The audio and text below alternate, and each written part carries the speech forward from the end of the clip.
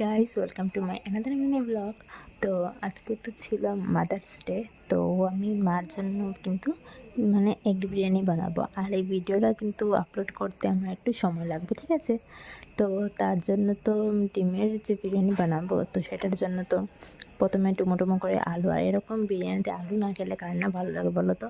তো আলু ডিম এগুলো তো সুন্দর করে রেখে তারপর তো আর এদিকে তো পেঁয়াজ কুচি করেছি, বেরেস্তা বানাবো আর সব পেস্ট করব, ঠিক আছে? তারপর তো সব কিছু শেষ হওয়ার পর ডিম বাজা এগুলো স্টার্ট করে নিয়েছি।